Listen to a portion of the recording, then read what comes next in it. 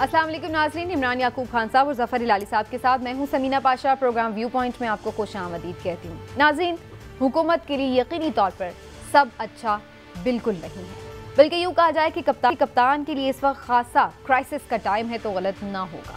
इस वक्त हम देख रहे हैं कि जहाँ अपोजिशन चढ़ दौड़ी है, वहीं पर जो अपने उनके एलाइज हैं वो भी कुछ बदले दिखाई दे रहे हैं, उनके तेवर भी कुछ बदल रहे हैं। और सबसे बड़ी जो इसका एक सिग्निफिकेंट किस्म की सिंबॉलिक सिग्निफिकेंस है वो ये है कि जनाब जो कौमी असम्बली का इजलास और सेनेट का इजलास था, जिसमें इन्होंने ये हिकमत अमली तय की थी कि इंतखाबी इस्लाहात से मुतालिक जो बिल है उसको पास करवाया जाएगा, लेकिन उससे पहले ही जो हुकूमती इत्तेहादी थे उन्होंने साफ जवाब दे दिया और कहा कि जनाब हम तो इसमें वोट करने नहीं जा रहे जो खबरें आ रही हैं। उसके बाद ये इजलास जो है वो मुलतवी करना पड़ा गवर्नमेंट को।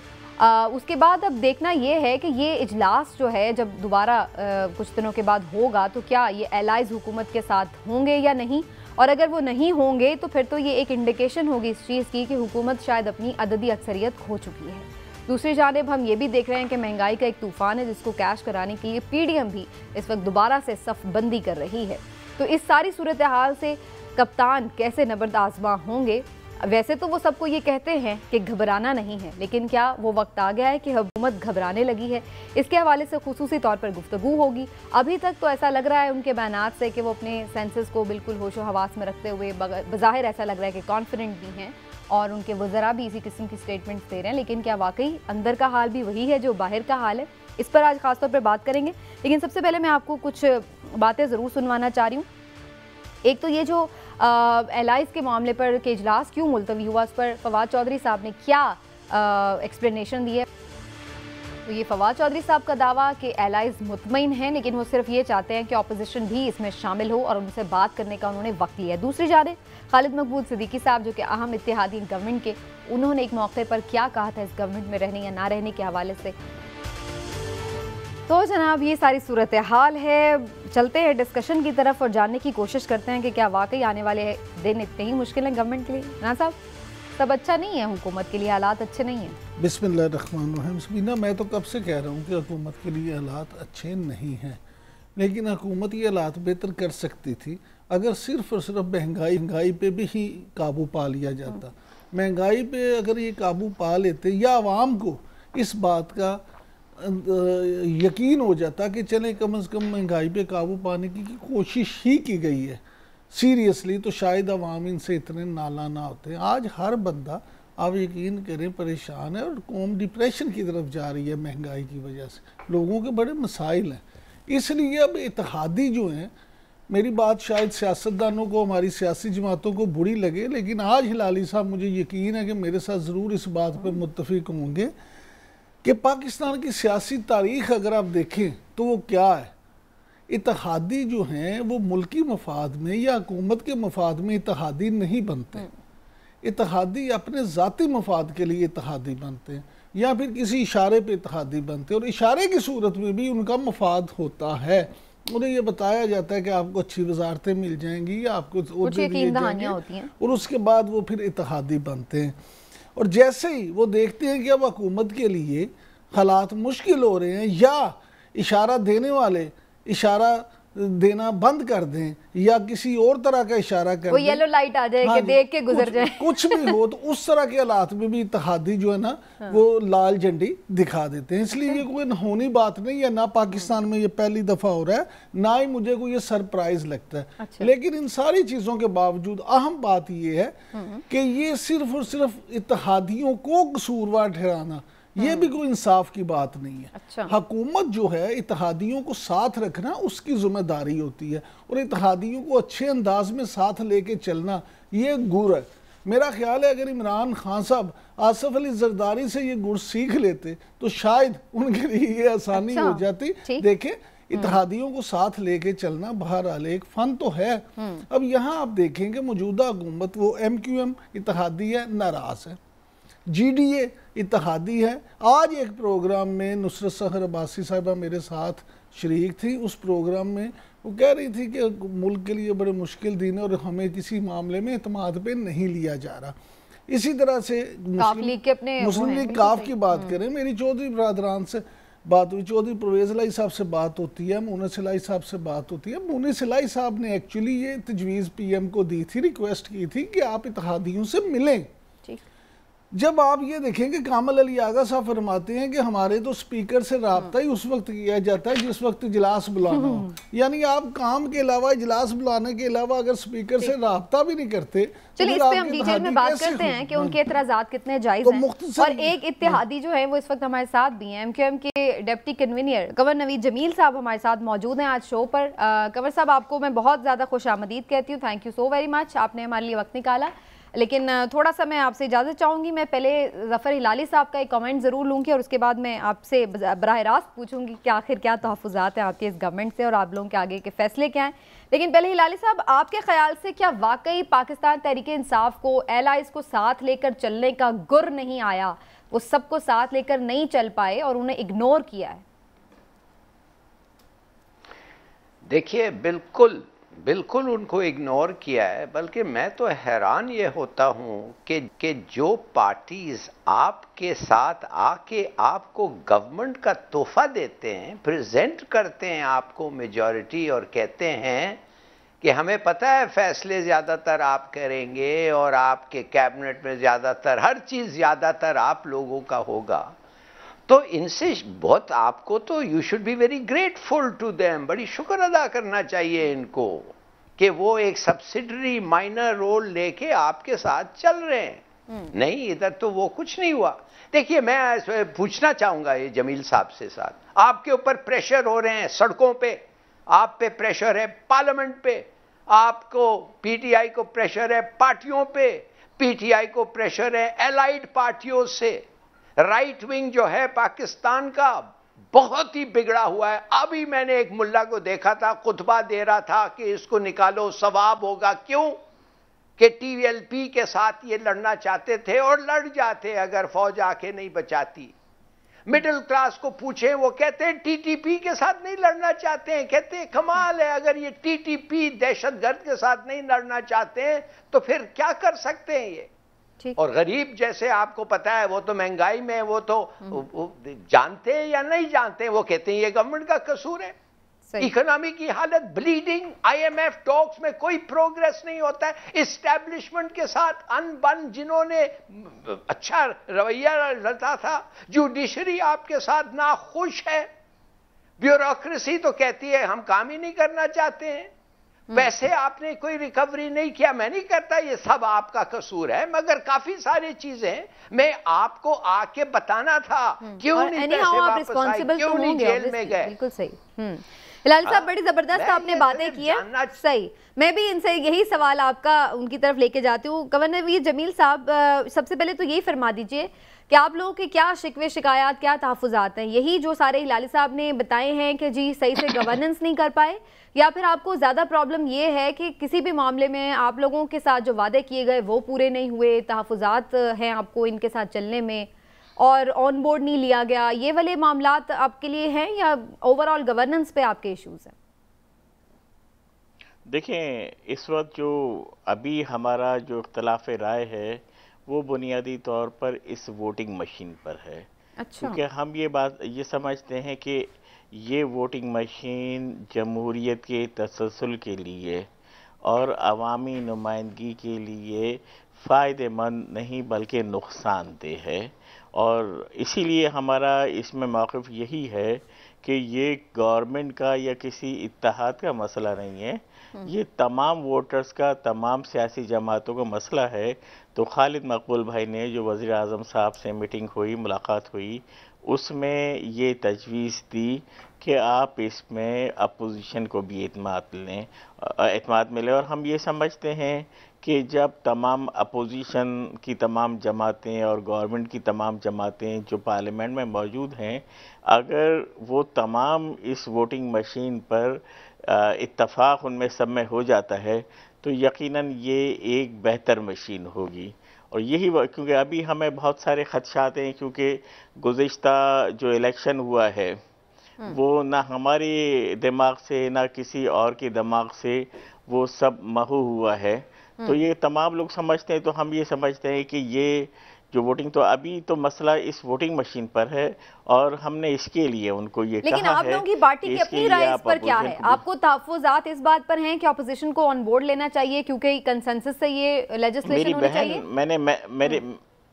मेरी बहन, मैंने आपको अपनी पार्टी की राय तो बताई है कि ये हमारी पार्टी की राय है कि ये जो वोटिंग मशीन है इस पर आप अपोजिशन को भी ऑन बोर्ड लें, और जब इस पर एक वसी इत्तफाक़ राय हो जाए तो आप इसको आगे बढ़ाएं, और और इत्तफाक़ राय नहीं होता तो ड्रॉप कर दें, क्योंकि पूरी दुनिया में ये वोटिंग मशीन पूरी दुनिया में ही तकरीबन ड्रॉप हो चुकी हैं। सैकड़ों मुल्कों में से 5 या 6 मुल्क हैं जो कि इसको इस्तेमाल कर रहे हैं।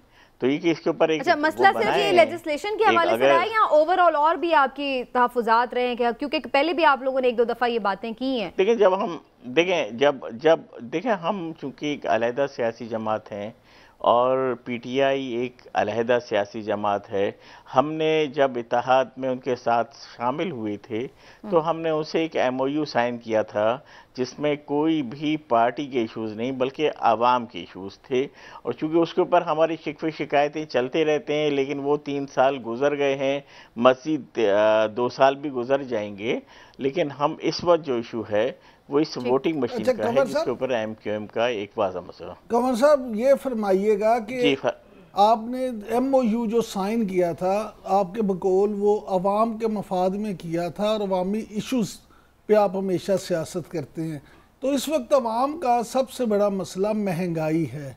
इस पे आपका क्या मौक़िफ़ है कि ये हुकूमत क्या वाकई महंगाई को कंट्रोल करने में, मुल्क की मुआशी सूरत हाल को बेहतर करने में नाकाम रही है, या इस पे आप हुकूमत के साथ हैं?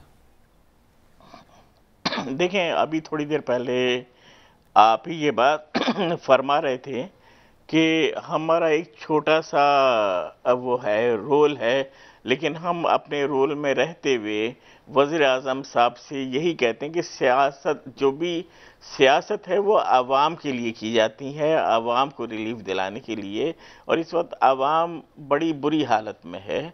और हम वज़ीर आज़म साहब से जब भी हमारी डेलीगेशन की मुलाकात होती है, गवर्नमेंट के दीगर अफराद से मुलाकात होती है, तो हम उनसे यही कहते हैं कि इस किस्म के इनिशिएटिव लें, अपने दीगर अखराजात को कम करें, और पाकिस्तान के जो गरीब लोग हैं उनको रिलीफ देने के लिए, उनको सहूलत देने के लिए आप कोई ना कोई इक़दाम करें।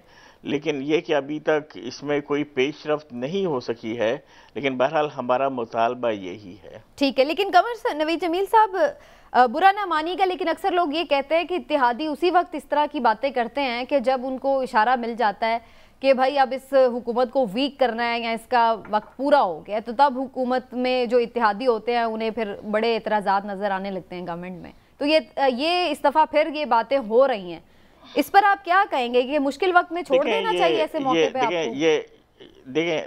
देखें, ये तमाम जो साजिशी जहनीत रखने वाले लोग हैं उनके जहनी इख्तरा होती है, इसलिए सियासत में जो भी बात होती है वो सब तमाम चीज़ें सामने हैं। जिस तरह मैंने आपको बात क्लियर कही ना कि हमारा अभी जो इख्तलाफ है वो इस मशीन पर है, और इसकी वजह यह है कि हम समझते हैं कि जिस तरह पाकिस्तान में सियासत की रवायत रही है कि यहाँ पर वोट चोरी किए जाते हैं, यहाँ मैंडेट को तब्दील किया जाता है, तो ये मशीन इसी का एक आलाकार बन सकती है, यही हमारा खदशा है। चलिए, ये तो इसीलिए हम ये बात कर रहे हैं। मेरा सवाल वैसे कुछ और था, लेकिन ये फरमा दीजिए कि अब ये मामला जो आपके एतराज़ात और तहफ़्फ़ुज़ात हैं ये कितने शदीद हैं? क्या दोबारा हुकूमत से इस पर बातचीत होगी, या आप लोग फैसला कर रहे हैं कि आने वाले दिनों में हुकूमत से अलहदगी बाकायदा इख्तियार की जा सकती है? देखिए, फैसला तो अभी MQM के अपने सिस्टम में कहीं ये बात कोई डिस्कशन में नहीं है कि हम हुकूमत छोड़ कर जा रहे हैं। हमारे तहफ़्फ़ुज़ात हैं, उस पर हम हुकूमत की मीटिंग्स में भी बात कर रहे हैं और चैनल्स में भी बात कर रहे हैं, जिस तरह अभी आपके साथ हो रही है। इसमें कोई ढकी छुपी बात है नहीं, ये आवाम के लिए बात हो रही है, इसलिए आवाम के सामने हो रही है। ठीक है, लेकिन अभी आप छोड़ने नहीं जा रहे? ओके, जी इमरान साहब, आप कुछ पूछना चाह रहे हैं? फिर मैं नहीं, उन्होंने बता दिया सारा जो बताना। ठीक है। कमर नवीद जमील साहब, बहुत बहुत शुक्रिया, आप हमारे साथ मौजूद रहे और अपना मौक़िफ़ था वो हमारे साथ शेयर किया। लेकिन हिलाली साहब, अब उनकी बातचीत से आपको क्या अंदाज़ा हो रहा है कि फ़िलहाल हुकूमत जो है वो हॉट वाटर में है, या फिर अभी आपको लग रहा है कि वक्त मिल सकता है, अगर अभी भी ये लोग बातचीत कर लें कुछ एलाइज के साथ, तो मामलात संभल सकते हैं? नहीं, मैं समझता हूं कि बहुत ही हॉट वाटर में है। अच्छा। नाकाबिले बर्दाश्त हो गया है पानी का टेम्परेचर, और अच्छा। कुछ ना कुछ होने वाला है। देखिए, ये जो बात कर रहे हैं मशीन के बारे में तो बड़ा आसान है इन सबको कहना ना कि हमारा कोई इंटरेस्ट नहीं है इस मशीन में, और पता नहीं इनको कौन कहता है कि सिर्फ 6 मुल्क हैं दुनिया में जो यूज़ करते हैं। अगर सिर्फ 6 मुल्क हैं तो मेरे ख्याल में वो बैंकरप्ट हो जाता वो कंपनी। बात असल ये है कि इनको फायदा नहीं है मशीन से, आप समझ रहे हैं।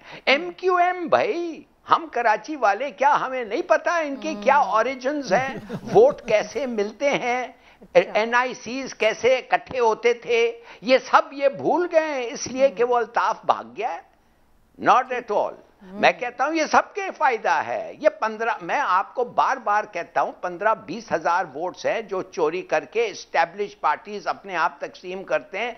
एस्टैब्लिश पार्टीज और भी लोग जो इलेक्शंस में हिस्सा रखते हैं और वो take an interest in elections. देखिए, मैं आपको बात बताता हूं ये क्यों सीरियस मैटर है। ये सीरियस मैटर सिर्फ इसलिए है कि अगर ये मशीन आ जाए और अगर एक्सपर्ट्स को आप वोट दें, 5 मिलियन वोट्स एक पार्टी को मिलेगा और वो है PTI। अगर वो ना मिले PTI, वैसे ही खत्म हो जाएगा। वैसे उसके बाद भी शायद ना जीते, इसलिए आजकल अनपॉपुलर है। अगर आज इलेक्शंस करें तो दे माइट नॉट विन। तो आप समझते हैं ये दूसरे लोग वोट करेंगे उसके लिए जब इनका एक वोट का फायदा नहीं होता है, लिटरली। तो वो इन्हें भी सूट नहीं करता इसलिए। लेकिन इमरान साहब, एक बात बड़ी इंपॉर्टेंट है कि अगर अगले इजलास में एलाइज इनके साथ नहीं होते तो फिर तो हुकूमत के लिए ये वोट ऑफ नो कॉन्फिडेंस की लेने की ज़रूरत पड़ सकती है। अददी अक्सरियत ही साबित नहीं होगी ना, तो ये तो फिर उनकी अक्सरियत पे ही क्वेश्चन आ जाएगा। आपको लगता है कि उससे पहले गवर्नमेंट जो है वो अपने एलाइज को या तो राम कर लेगी या फिर इन इस्लाहात को ही कहीं थोड़ा सा अमेंड करके ये मसला का हल निकाला जाएगा? समीना, बात यह है कि अपोजिशन लीडर मियाँ शहबाज शरीफ जो हैं, उनके इशाइये में 180 मेंबर असम्बली थे। 180। अच्छा, ये क्या ये क्या जाहिर करता है? देखिए, मैं आपसे जब कहता था अभी कुछ हफ्ते पहले तक कि मामला ठीक नहीं है, तो हिलाली साहब भी नाराज़ होते थे कि नहीं, ये अगले 5 साल भी यही आप ऐसे ही कह रहे हैं। हमको निजूमी तो नहीं है, लेकिन being a follower of politics, चीज़ों को जिस अंदाज में देखते हैं उस पर अपना तबसरा करते हैं। मैं आपसे बार बार कहता था और आज भी फिर आपसे कहता हूँ कि मियाँ शहबाज शरीफ इस सारे मामले में सबसे खूबसूरत खेले। मियाँ शहबाज शरीफ अपने आप को देखें प्राइम मिनिस्टर वेटिंग के तौर पे इस्टेब्लिश कर रहे हैं। उन्होंने अपोजिशन के तमाम लोगों से राब्ते किए हैं, तमाम लीडर्स। मैं उसी तरफ आ रहा हूँ। देखें कि अब सूरत हाल क्या है। MQM तो सिर्फ सिंध में, आप उसको थोड़ा आप देखें पंजाब में जो इनकी साथ थी सबसे बड़ी जमात, वो थी पाकिस्तान मुस्लिम लीग काफ। चौधरी साहब जो हैं, चौधरी परवेज लाई और चौधरी शुजात, हर बंदा ये जानता है और कहता है कि वो बड़े वज़ादार लोग हैं। वो बड़े वज़ादारी के साथ, सियासत भी वज़ादारी के साथ करते हैं। मूनस लाई को आपने वादे के बावजूद इतनी देर मिनिस्टर नहीं बनाया, उसके बावजूद उन्होंने साथ नहीं छोड़ा। उन्होंने कहा कि नहीं, हम इस इलेक्शन में क्योंकि आपके साथ थे, इसमें हम इलेक्शन आपसे वो नहीं करेंगे बेवफाई, लेकिन अगली दफ़ा हम खुद फैसला करेंगे। अब मामला ये है कि अब अगर आपने पूरी अपने इत्तेहादियों को मजबूर कर दिया कि वो सब इस बात पे मुत्तफिक हो जाएं कि जनाब आप तो उनकी बात ही नहीं सुनते, आप उनको अहमियत ही नहीं देते, तो फिर बात कहाँ जाएगी? बात यहाँ जाएगी कि वो आपसे अलग होंगे। और मैं आपको एक खबर दे दूँ, हमारे वाकफा नियाल के मुताबिक इस वक्त चौधरी परवेज लाई से और पाकिस्तान या मुस्लिम लीग नून के हमजा शहबाज से जो सिटिंग MPs और MNAs हैं, वो मुलाकातें कर रहे हैं PTI के।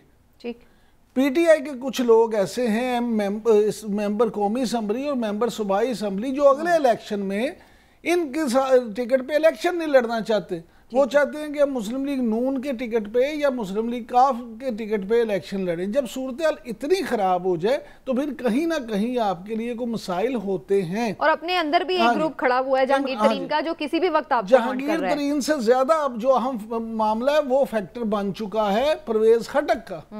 परवेज खटक का सूरत हाल ये है कि आपको याद होगा अपोजिशन जब पीपल्स पार्टी ने भी बात की थी कि जनाब हम अदम एतमाद लाते हैं और उसके बाद करते हैं, तो मुस्लिम लीग नून ने इस पर ना कर दी। जब मुस्लिम लीग नून ने भी ना की तो उसके बाद ये सूरत हाल हुई कि जो कौमी हुकूमत की बात होती थी, इस पे आपकी इतला के लिए अर्ज है कि इवन मियां नवाज शरीफ और मौलाना फजलुर रहमान भी अपनी आमादगी जाहिर कर चुके हैं। ग्रैंड अपोजिशन इस बात पे तैयार है कि अगर विद इन हाउस तब्दीली हो जाती है और परवेज खटक जो हैं वो प्राइम मिनिस्टर बन जाते हैं तो कौमी हुकूमत की सूरत बन जाएगी और ये उनकी हमायत कर -1 वाला फार्मूला चलाया जाए। तो ये सारी सूरत हाल इमरान खान के लिए परेशान लेकिन हिलाली साहब भी कुछ कमेंट करना चाह रहे हैं। जी हिलाली साहब। देखिए सीधी बात ये है रिगार्डिंग प्रिडिक्शंस, जो इमरान याकूब कह रहा है ना कि वो प्रिडिक्ट करता रहा है, वो तो पहले दिन से कर रहा था कि वो कल गिरने वाला है और आज फेल हो गया है। वो तो छोड़ें, मैं आपसे सिर्फ ये कहना चाहता हूं कि आप थोड़ा सा अंडरस्टैंड करें कि इमरान खान को ये डू और डाई है। ये अफसोस से कहना पड़ता है, ये कैच 22 है उसके लिए। अगर ये इंट्रोड्यूस ये 2 आर्टिकल ये ड्रॉप नहीं कर सकता, ये दोनों लॉज को। शायद वो सोचे कि अब ये मैं कर दूं और 2 हफ्ते बाद उठा लूं या 3 हफ्ते बाद इनको अच्छे ओहदे दे के इनके साथ अच्छा करके कर लूं, मुझे नहीं पता।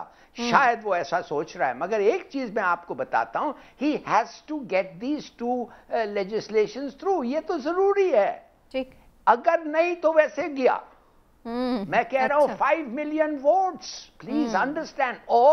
और इधर देखिए ये जो डस्का में जो हुआ था, ये जो पकड़े गए थे ईसीपी पे, ये क्यों पकड़े गए थे? आपने देखा जिस तरीके से हुआ, माय गॉड, ये तो ब्लेटेंट चोरी हो रही थी और इन बेचारों को तो पता भी नहीं है किस तरीके से चोरी करना वोट्स। दूसरे हर कंस्टिट्यूशन से हुआ, जैसे मैंने आपको मिसाल दिया था 239 से हुआ, मगर कोई पकड़ा गया, कोई हुआ, कुछ सुना आपने? इलेक्शन कमीशन को कोई एनर्जाइज किया? नो, वो तो कोई किसी ने हुआ। इसलिए कि 1:30 बजे 2 बजे तक क्या वोट्स थे और फिर 10,000 वोट्स गिन गए उसके बाद ऑल ऑफ अ सडन। देखिए मैं आपको बताना चाहता हूं कि अगर ये वेटिंग और मशीन का नहीं हुआ, इमरान खान का hasn't a hope in hell. अच्छा, तो इसलिए जरूरी है कि ये होना चाहिए। अब ये लेकिन फिर इससे ज्यादा इंपॉर्टेंट बात ये थी कि अगर वो परफॉर्म कर जाते तो फिर इन्हीं सिस्टम्स के तहत जैसे पहले आए हैं वो दोबारा भी आ सकते हैं। एनीवेज एक ब्रेक ले लेते हैं और ब्रेक से आकर मजीद भी पॉलिटिकल डिस्कशन को कंटिन्यू करेंगे, क्योंकि जहां हमने अभी हुकूमत और इत्तेहादियों की बात की है वहाँ अपोजिशन भी अपनी सफबंदी कर रही है। वहाँ क्या कुछ हो रहा है नया और बड़ी इंपॉर्टेंट डेवलपमेंट्स हैं, उस पर डिटेल में बात करते हैं एक ब्रेक के बाद।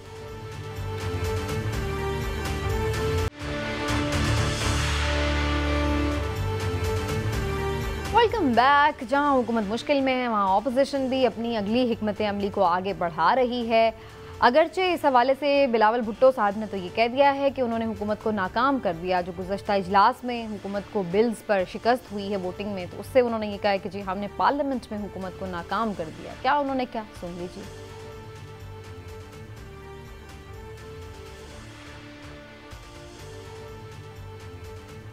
फिर से मैं आपको बता दूं कि जो लेजिस्लेशन के हवाले से 2 बिल्स सामने आए थे, एक तो हुकूमत की तरफ से था, एक खुद ऑपोजिशन की तरफ से था। जो ऑपोजिशन की तरफ से था वो उन्होंने पास करवा लिया, जबकि जो हुकूमत का बिल था वो रिजेक्ट हो गया था, वोट कम थे।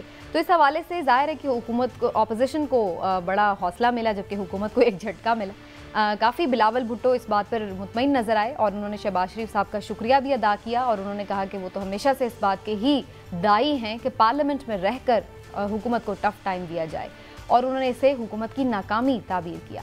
क्या उन्होंने कहा, सुन लेते हैं।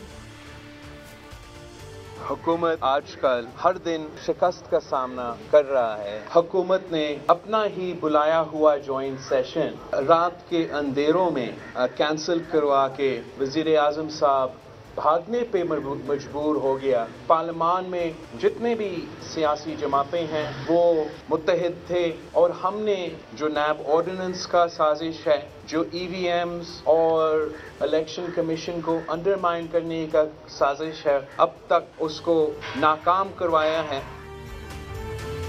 दूसरी जानिब फवाद चौधरी साहब ये कहते हैं कि इस ऑपोजिशन में तो कोई जान ही नहीं, वो तो बिल्कुल इसको खातिर में ही नहीं लाते, और कैसे उसकी खातिर मदारत की उन्होंने, जरा वो भी सुन लीजिए।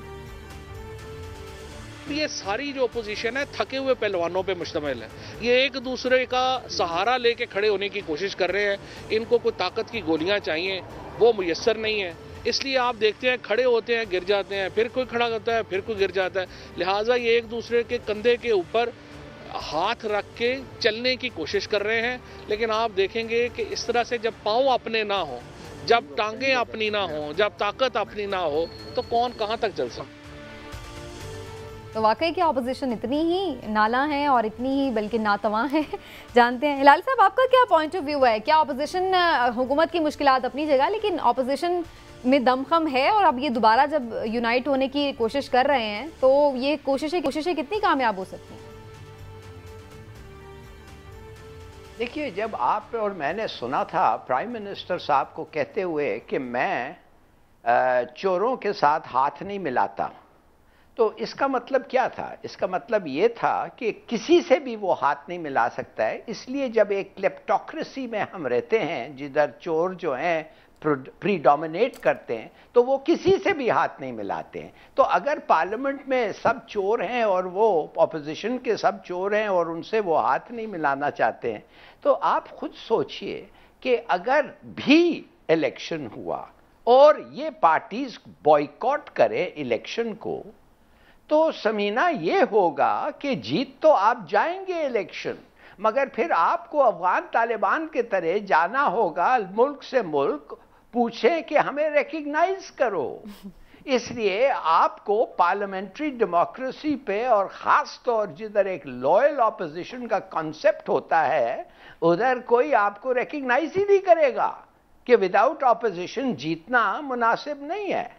तो what I am trying to say is, prime minister साहब को एक फंडामेंटल रीओरिएंटेशन करना चाहिए। अब शहबाज शरीफ कह रहा है कि नैब अमेंडमेंट निकालो, EVM निकालो, और वो जो एक्सपेट्रिएट पाकिस्तानियों को जिस तरीके से आप वोट देते हैं वो निकालो, और हम आपके सब माने 28 बिल से 25 बिल आपके सपोर्ट करने के लिए हम तैयार हैं। भाई यू निगोशिएट। फिर आपको ये करना पड़ता है, क्या कहते हैं, ये करना, बार्गेनिंग करनी पड़ती है, झगड़ा करो, ये वो बार्गेन करना पड़ता है, सौदागिरी कुछ हद तक होती है, कॉम्प्रोमाइज भी करना पड़ता है। आपका ये इस किस्म का रवैया है तो आई एम सॉरी, तो बस बॉयकॉट करवा दे। आपको मैं बता रहा हूं, अगर इनका मेजॉरिटी रह जाता है और ये वोट्स पास कर देते, they will boycott the elections, वो नहीं मानेंगे EVM पे। अच्छा, और अगर इलेक्शंस बॉयकॉट हो जाए तो फिर वो मुनासिब, they are not legal election. बिल्कुल ठीक, उसकी लीगैलिटी पे भी, वैलिडिटी पे बिल्कुल क्वेश्चन आ रहा है। किस किस्म के इलेक्शंस हैं? बिल्कुल सही है। लेकिन जनाब इसी सारे हंगाम, आपके मुल्क ठीक हो गया, लेकिन इसी सारे हंगाम में एक बड़ी इंटरेस्टिंग डेवलपमेंट ये भी हुई है कि जनाब जो रूठे हुए थे वो भी कुछ करीब आने लगे। मौलाना फजल रहमान की बिलावल से मुलाकात हुई है और बड़े हंसते मुस्कुराते मीडिया टॉक भी हुई है। तो क्या इसका मतलब ये समझा जाए कि PDM में भी वापसी होगी? इसके हवाले से बिलावल ने क्या कहा वो सुन लेते हैं। इस मौजू पे कोई बात नहीं हुआ, जैसे मौलाना साहब ने कहा। जिन पॉइंट्स मैंने आपके साथ शेयर किया उन्हीं पॉइंट्स पे हमने अंदर भी बात किया और इसी पे हम आज कायम है। तो PDM में वापसी हो सकती नहीं है, इस पर अभी फिलहाल उन्होंने नहीं कहा, लेकिन बाकी उनकी अच्छी मुलाकात हुई है। तो पहले इमरान साहब से तो मैं पूरी स्टोरी ही सुन लेती हूँ कि इमरान साहब ये आखिर इतने शिकवे शिकायत, बात तो बड़ी आगे बढ़ गई थी, एक दूसरे पे इल्ज़ामात लग गए थे, क्या कुछ नहीं हो गया था, उसके बाद फिर ये शीरो शक्कर कैसे हो गए, किसने किरदार अदा किया? ये मियां शहबाज शरीफ ने किरदार अदा किया। उन्होंने मौलाना फजल रहमान से भी बात की। आप देखिए, वो शुरू से ये चाहते थे कि वहाँ पे पार्लिमान में एक सियासत की जाए और पार्लिमानी सतह पे आप उसकी अपोजिशन करें और इनको वहाँ पे मजबूर करें। देखें, 3.25 साल में अमलन तो पार्लिमानी फोरम्स जैम हो चुके हैं, वहाँ पे ना कोई कानून साजी हुई, ना कोई और काम हुआ। इसलिए अपोजिशन के लिए बेहतरीन वक्त है। अपोजिशन को क्या चाहिए होता है? अपोजिशन को ये चाहिए होता है कि हुकूमत को बैकफुट पे लाने के लिए या कोई तहरीक चलाने के लिए वो देखते ही हैं कि जब हुकूमत चारों तरफ से मसाइल में गिर जाए, जब उनको सपोर्ट भी ना रहे, जब उनके मामलात इस तरह के हो जाएं, जब इत्तेहादी नाराज हो जाएं, तो वो वक्त बेहतरीन वक्त होता है अपोजिशन के लिए। तो अपोजिशन के लिए बेहतरीन वक्त चल रहा है इस वक्त। लिहाजा मैं समझता क्या मूव हो सकती है अगली ऑपोजिशन की? अपोजिशन की मूव सबसे बड़ी तो ये होगी कि अपोजिशन हुकूमत को मजीद टफ टाइम देगी। और ये जो सरप्राइज हुआ है कौमी असम्बली में, आप देखेंगे कि अपोजिशन कई बिल इनके जो है हुकूमत को वापस लेना पड़ेंगे। अगर हुकूमत वोट ऑफ नो कॉन्फिडेंस भी आ सकता है पंजाब या फेडरेशन में।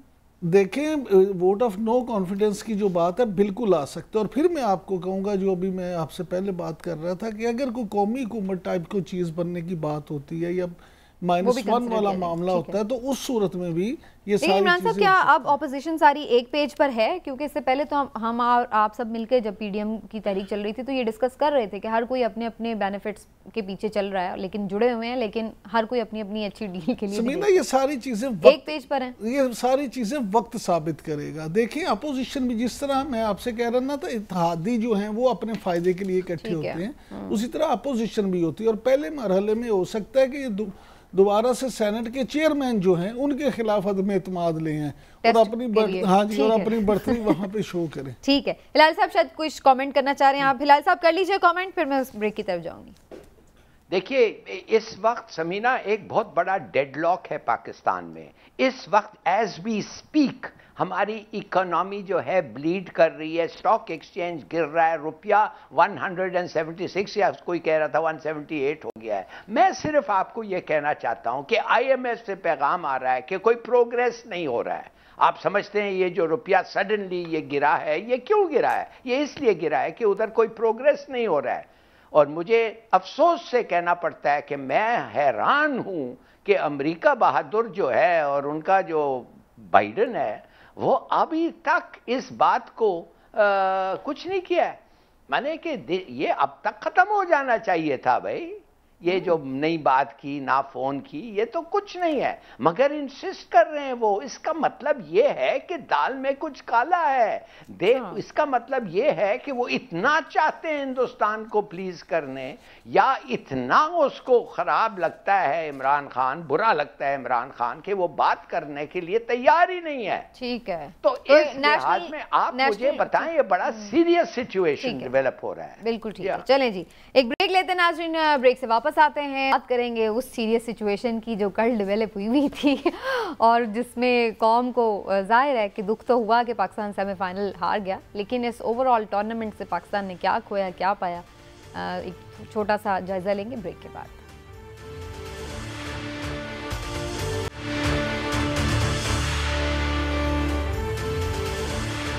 वेलकम बैक नाजरीन। T20 वर्ल्ड कप का सेमीफाइनल कल पाकिस्तान ऑस्ट्रेलिया से हार गया, लेकिन इसके बावजूद भी जाहिर है कि कौम मायूस तो थोड़ी हुई, दिल भी टूटे, लेकिन इसके बावजूद भी कौम पूरी तरह से अपने खिलाड़ियों के पीछे खड़ी थी, क्योंकि सबको पता था कि इस टूर्नामेंट में शाहीनों ने खूब जान मारी है और अच्छा परफॉर्म किया है थ्रू आउट द टूर्नामेंट, और बड़े खुद एतमादी के साथ टीम 1 यूनिट होकर खेली है और सब ने उनको खूब सपोर्ट किया। तो हार गए कोई बात नहीं, लेकिन ये ज़रूर है कि एक अच्छा चांस था कि पाकिस्तान फाइनल तक जा सकता था।